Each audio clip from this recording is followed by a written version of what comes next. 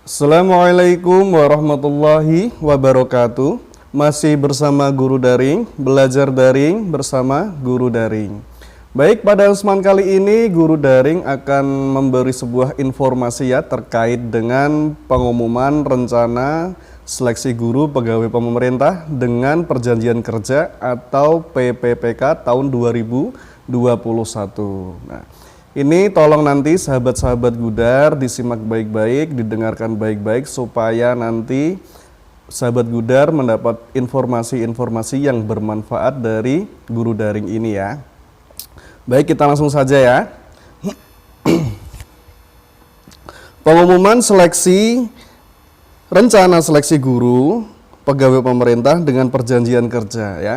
Pemerintah pada kesempatan kali ini membuka kesempatan bagi para guru honorer, termasuk guru tenaga honorer kategori 2 atau K2 ex-THK Men 2 untuk mendaftar dan mengikuti ujian seleksi menjadi guru pegawai pemerintah dengan perjanjian kerja atau yang disingkat dengan PPPK tahun 2021. Nah, seleksi PPPK ini terbuka bagi seluruh guru honorer yang terdaftar di Data Pokok Pendidikan atau Dapodik, serta lulusan pendidikan profesi guru atau PPG yang saat ini tidak mengajar. Nah, menurut Wakil Presiden atau Wapres Bapak Ma'ruf Amin, pemerintah menempatkan sumber daya manusia atau SDM unggul sebagai prioritas nasional. Meskipun tugas pengajaran adalah tugas seluruh anggota masyarakat, tetapi peran guru memiliki hal yang sangat penting untuk menghasilkan SDM unggul atau sumber daya manusia yang unggul. Untuk itu diperlukan pendidikan yang memiliki kompetensi yang tinggi dan yang tidak boleh dilupakan adalah jumlahnya harus memadai. Ujarnya pada pengumuman seleksi PPPK dari Pak Wapres Ma'ruf Amin. Sesuai Undang-Undang Nomor 5 Tahun 2014 tentang aparatur sipil negara, pegawai aparatur sipil negara terdiri atas pegawai negeri sipil atau PNS dan PPPK. Adapun guru PPPK adalah guru bukan PNS yang diangkat berdasarkan perjanjian kerja untuk jangka waktu tertentu, sesuai kesepakatan ya, dalam rangka melaksanakan tugas mengajar di sekolah. Kemendikbud melakukan perhitungan berdasarkan Dapodik bahwa kebutuhan guru di sekolah negeri di luar guru yang berstatus PNS yang saat ini mengajar mencapai 1 juta guru. Dilihat dari sudut pandang keberadaan guru, jumlah guru ASN yang tersedia di sekolah negeri hanya 60% dari jumlah kebutuhan seharusnya.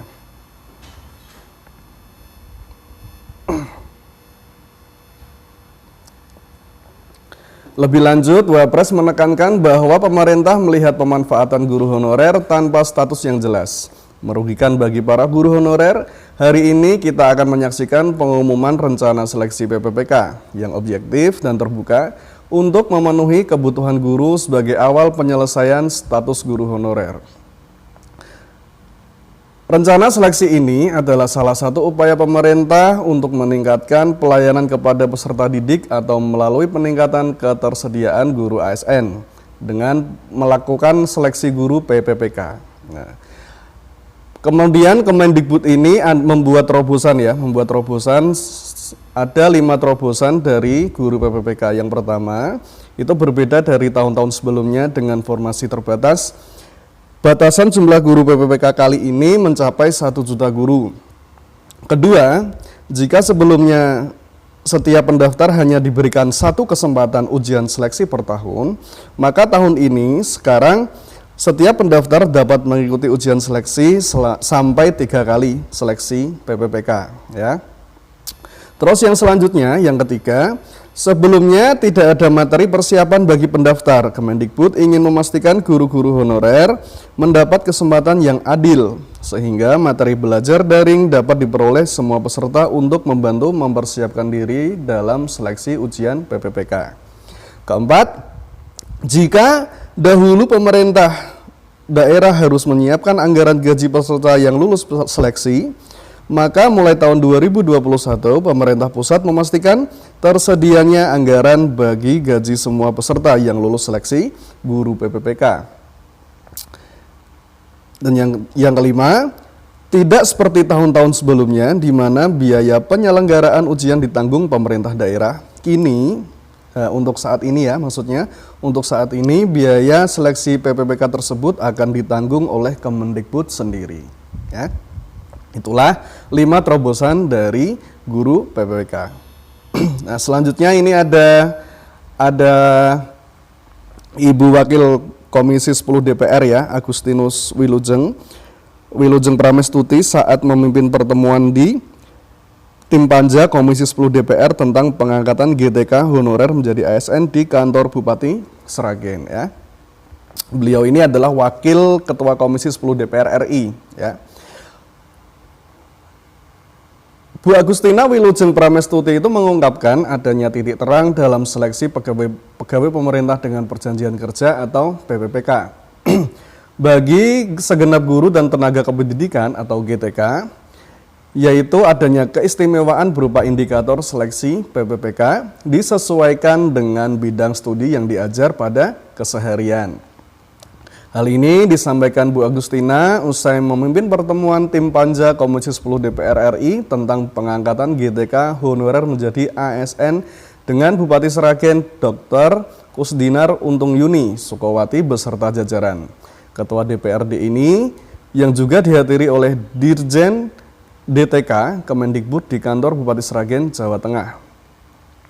Dalam pertemuannya tadi sudah ada titik terang penjelasan dari Sekretaris Ditjen DTK Kemendikbud bahwa seleksi PPPK untuk GTK honorer itu tidak seperti rumor yang ditakutkan. Kedepannya GTK honorer mengikuti tes seleksi PPK sesuai bidang studi yang diajarkan kepada siswa-siswinya sehari-hari. Agustina menegaskan keistimewaan sistem seleksi ini diterapkan agar para guru honorer khususnya di wilayah Sragen bisa mencapai kelulusan sesuai dengan harapan. Apalagi mereka salah satu garda terdepan dalam mengabdikan dirinya dengan mengajar sejak lama. Selain itu, Legislator Dapil Jawa Tengah 4 itu mengatakan bahwa GTK honorer yang berumur 40 tahun juga akan diakomodir Komisi 10 DPR RI, meyakini kemampuan keuangan negara berdasarkan anggaran pendapatan dan belanja negara atau APBN sudah mencukupi. Terkait laporan dari dana alokasi umum 5 tahun terakhir yang menurun akibat COVID-19 ya, maka hal tersebut menjadi tugas kami di kantor 10 untuk memastikan gaji PPPK yang sampai ke daerah karena APBN mencukupi. Adapun untuk skema pengangkatan minimal 3 tahun mengabdi, tetapi yang mengabdi di atas 3 tahun tentu ada perhitungan bobot tersendiri. Sementara itu, Kepala Disdikbud Sragen, Suwardi menyampaikan ada 1.938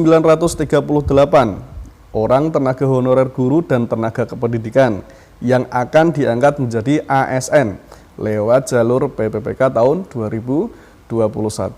Ia mengungkapkan jumlah tersebut belum termasuk guru agama, guru olahraga, dan guru mata pelajaran lainnya, sehingga kemungkinan usulan formasinya bertambah. Ada yang mempunyai ijazah yang belum S1 tetap bisa ikut seleksi karena adanya afirmasi dari Kementerian Pendidikan dan Kebudayaan atau Kemendikbud. Untuk kebutuhan anggarannya pun dicukupi pemerintah pusat lewat dana alokasi umum atau DAU, paparnya dari Bapak Suwardi. Seperti itu ya. Lanjutnya, mengapa seleksi guru PPPK dibuka? Berdasarkan data pokok pendidikan atau Dapodik, Kemendikbud mengestimasi bahwa kebutuhan guru di sekolah negeri mencapai 1 juta guru. Itu di luar guru PNS yang saat ini mengajar. Pembukaan seleksi untuk menjadi guru PPPK adalah supaya dalam upaya menyediakan kesempatan yang adil untuk guru-guru honorer yang kompeten agar mendapatkan penghasilan yang layak. Nah, selanjutnya apa yang membuat seleksi guru PPPK kali ini berbeda dari tahun-tahun sebelumnya?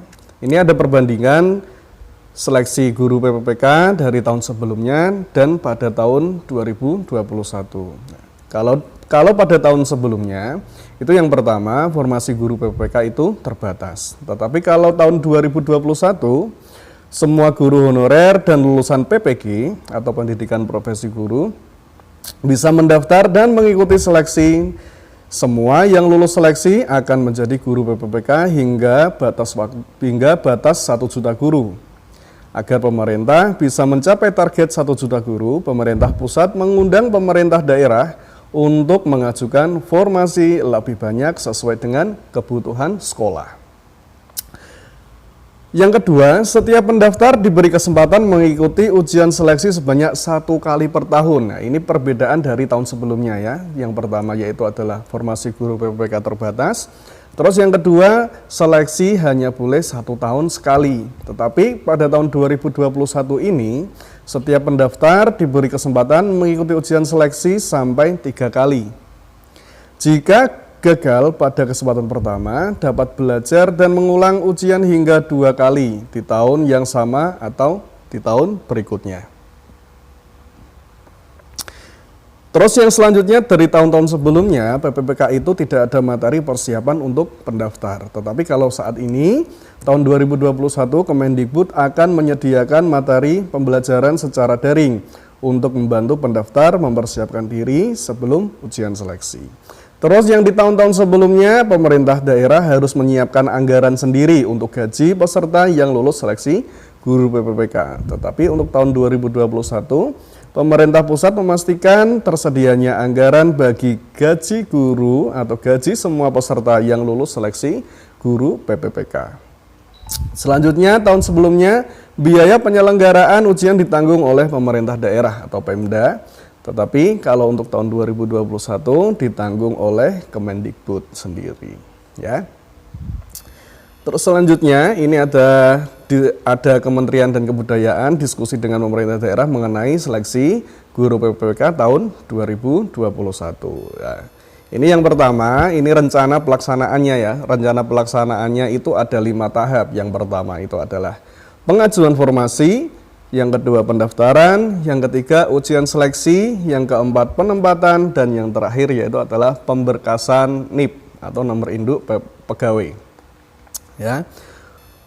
Terus yang pertama itu adalah pengajuan formasi. Ada teknis-teknis tertentu dalam pengajuan formasi yang wajib diketahui oleh calon peserta PPPK. Yang pertama yaitu adalah hal-hal yang perlu dilakukan pemerintah daerah untuk mengajukan formasi dan mencapai kuota formasi. Yang pertama, formasi sudah pernah ditampung dan ditutup tanggal 31 Agustus tahun 2020.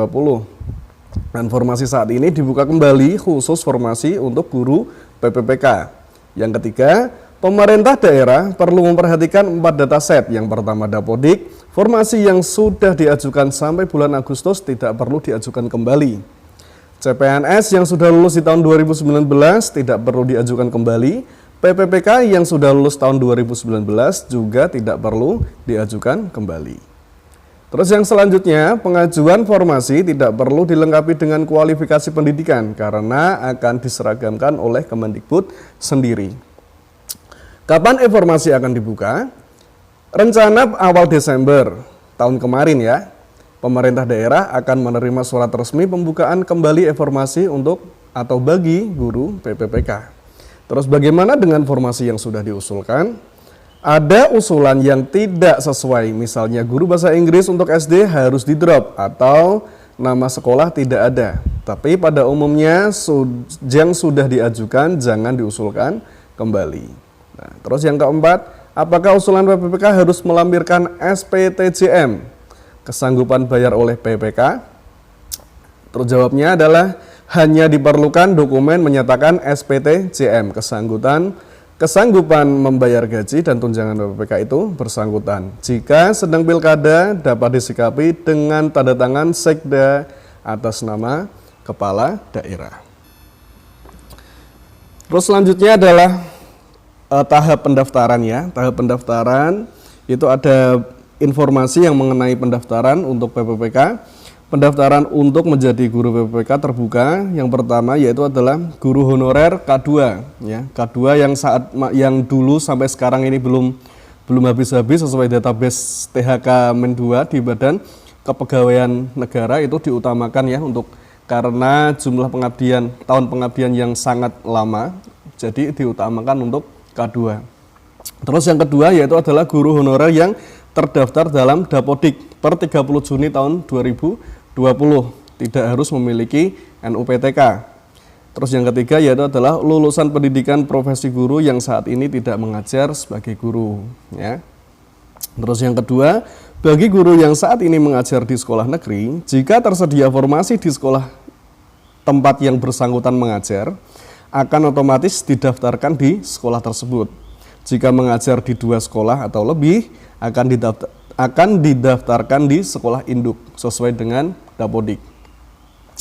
Jika tidak tersedia formasi di sekolah tempat yang bersangkutan mengajar, yang bersangkutan bisa dapat mendaftar di sekolah lainnya. Terus yang ketiga, bagi guru swasta atau lulusan PPG yang saat ini tidak mengajar di sekolah negeri, dapat memilih mendaftar di sekolah negeri sesuai dengan ketersediaan formasi PPPK. Yang keempat, pendaftaran dilakukan melalui sistem chat, ya, SSC ASN dari Badan Kepegawaian Negara. Setiap peserta mendaftar di awal tahun 2021 dan diberikan kesempatan mengikuti seleksi PPPK selama 3 kali. Bagaimana dengan guru yang belum terdaftar di Dapodik? Bagi guru yang saat ini mengajar namun belum terdaftar di Dapodik, tidak dapat mengikuti seleksi guru PPPK tahun 2021 karena guru-guru tersebut disarankan segera berkoordinasi dengan sekolah dan pemerintah daerah terkait pendaftaran Dapodik sebelum seleksi guru PPPK tahun 2022. Bagaimana dengan guru yang memiliki ijazah S1 ya atau D4? Sesuai dengan Undang-Undang Guru dan Dosen, setiap calon peserta harus memiliki kualifikasi S1 atau D4. Bagi guru honorer yang memiliki kualitas tersebut, disarankan untuk melakukan rekognisi pembelajaran lampau atau RPL.